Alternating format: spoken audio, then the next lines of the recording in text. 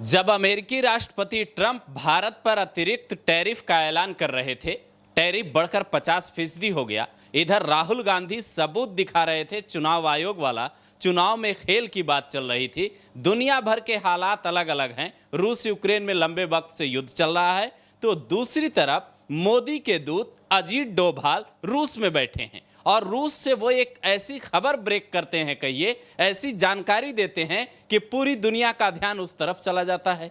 जो अजीत डोभाल हैं, वो ये तस्वीर है उनकी, वो मिलते हैं वहां राष्ट्रपति पुतिन से, हाथ मिलाने की तस्वीर आती है। वहां वो अपने समकक्ष से भी मुलाकात करते हैं। प्रधानमंत्री नरेंद्र मोदी के साथ भी उनकी तस्वीर है और ये उस वक्त जब इन्होंने पुतिन से मुलाकात की थी उस वक्त की तस्वीर थी। हमारे साथ संदीप सर हैं, वो बताएंगे कि जो डोभाल ने ऐलान किया है कि जो पुतिन हैं वो हिंदुस्तान के दौरे पर आने वाले हैं। मोदी तो कई बार गए रूस यूक्रेन युद्ध के बीच और प्रधानमंत्री बनने के बाद 2-3 बार जा चुके हैं रूस, लेकिन जो पुतिन हैं वो अब आने वाले हैं रूस यूक्रेन युद्ध के बाद, ऑपरेशन सिंदूर के बाद भी कहिए और ट्रंप के टैरिफ वाले ड्रामे के बाद भी कहिए। तो इसके आखिर मायने क्या होंगे? देखिए, जैसा कि उन्होंने ट्वीट करके बताया है कि बहुत उत्साह की बात है और बहुत प्रसन्नता की बात है, तो निश्चित तौर पर जो अभी जियोपॉलिटिकल सिचुएशन जो बना हुआ है और जो खास करके भारत और अमेरिका के बीच जिस तरह के रिलेशंस जिस मोड़ पे आए हुए हैं, उस बीच में ये खबर सच में भारत के लिए और भारत ही नहीं पूरे विश्व के लिए एक बहुत ही बड़ी खबर है, क्योंकि इसके बाद जो है अब ये रिलेशन अलग मोड़ ले सकता है। सबसे बड़ी बात जो हो सकती है कि देखिए, जो पहले से बहुत काफ़ी समय से ये प्रयास चल रहा था रिक का, रसिया, इंडिया और चाइना, ये तीनों का एक जो ट्रायोका बनाने की बात चल रही थी, इसमें बहुत बड़ा बल मिल सकता है। जैसे ही, और दूसरी सबसे बड़ी बात एक और है कि इंटरनेशनल क्रिमिनल कोर्ट ने इन पे अरेस्ट वारंट जारी किया हुआ है, जिसकी वजह से पुतिन कहीं भी अभी किसी दूसरे देश की यात्रा नहीं कर रहे थे और इसके बावजूद वो तैयार हो रहे हैं और भारत आ रहे हैं। ये बहुत बड़ी बात है अपने आप में, क्योंकि इसके पहले जहाँ भी ज़रूरत पड़ी वहाँ बाकी इनके जो विदेश मंत्री हैं वो उनको भेजा और वो लोग जाते रहे, लेकिन पुतिन इस अरेस्ट वारंट के बाद ऐसा पहली बार होगा जब वो किसी दूसरे देश की यात्रा करेंगे। तो ये अपने आप में बहुत बड़ी बात। एक और जो बात है कि अमेरिका बार बार भारत पे, जो अभी आपको अमेरिका की स्थिति क्या हो गई है एक्चुअली, कि वो ट्रंप बहुत फ्रस्ट्रेशन में है। वो चिल्ला चिल्ला के बात बोलते हैं कि हमने ये कर दिया, हमने ये कर दिया, हमने रूस यूक्रेन के बीच हम समझौता करवाएंगे, भारत पाकिस्तान के बीच सीज़ फायर करवा दिया, लेकिन असलियत ये है कि कोई इनकी बात सुन नहीं रहा है और ये बौखलाहट उनकी एकदम चरम पे है। आप उसका एग्जाम्पल देख सकेंगे, एक वीडियो आप दिखाएंगे आपको, जब एक पत्रकार उनसे ये बात पूछ रहा है कि आपने भारत पर टैरिफ क्यों लगाया, जबकि भारत से ज़्यादा तो चाइना इंपोर्ट करता है। रूस से तेल आयात करने के लेके, एनर्जी को इंपोर्ट करने को लेकर ही ये टैरिफ लगाया गया है।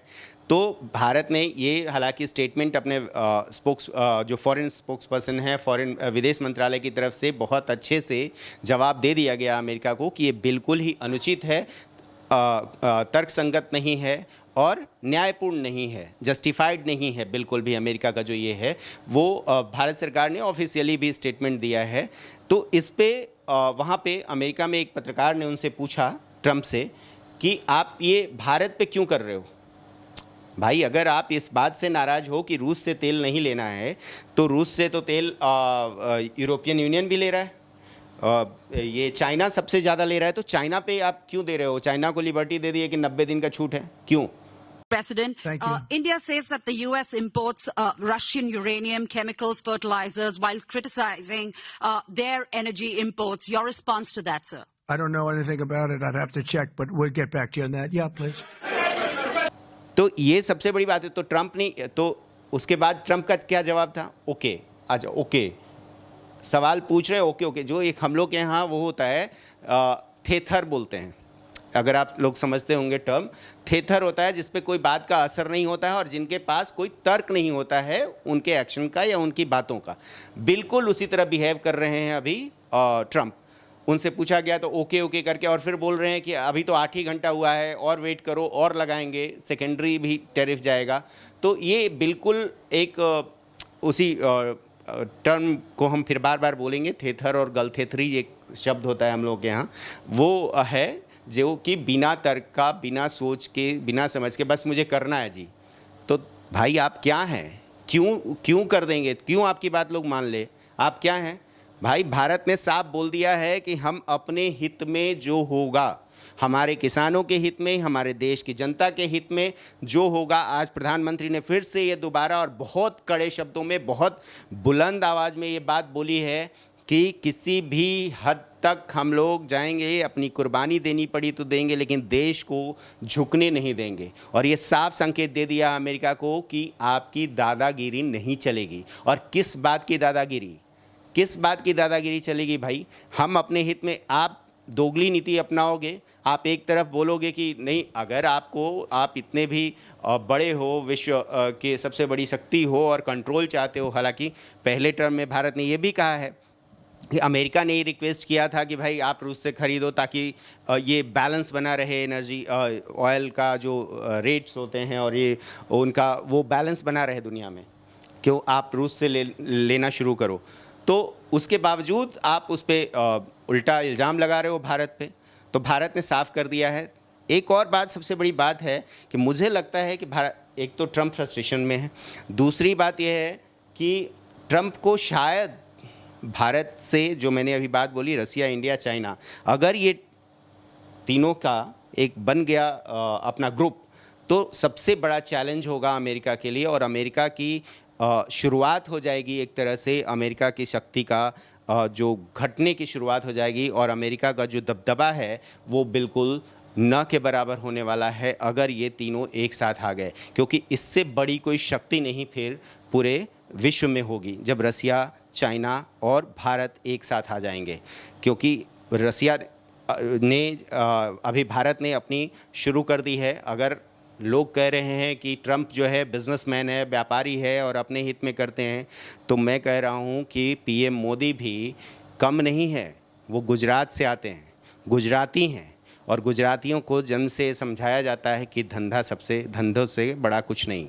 तो वो दोनों तरह से एक राष्ट्रभक्त, देश से बड़ा कुछ नहीं, और उनको धंधे की भी समझ है कि कौन हमारे देश के लिए सबसे अच्छा होगा, क्या सबसे हितकर होगा, और उसी के हिसाब से वो फैसला लेंगे। और ये बात उन्होंने आज के स्पीच में भी समझाई है। और इस बीच जो डोभाल ने एक खबर दी है, ये बहुत बड़ी खबर दी है, क्योंकि रसिया पहली बार मतलब ये इंटरनेशनल क्रिमिनल कोर्ट के अरेस्ट वारंट के बावजूद पुतिन तैयार हैं, और भारत आने की बात हो रही है। सितंबर में शायद भारत आ सकते हैं। इस बीच में भारत ने, उधर चाइना से भी भारत ने बातचीत अपनी शुरू की है। चाइना के साथ रसिया ने भी चाइना को बात करके बताया है, और इस बात पे सहमति बनी है कि कैसे RIC को, एक रसिया, इंडिया, चाइना के ट्रिकोना को बनाया जाए। इस बीच में पहले भी ब्रिक्स में भी जब हम लोग मिले थे, तो ब्रिक्स में ये बातें हुई थी कि एक अपनी करेंसी की भी बात हुई थी कि ब्रिक्स की एक अलग करेंसी बनाई जाए। इस बात को लेकर भी ट्रंप को बहुत बड़ी नाराज़गी है।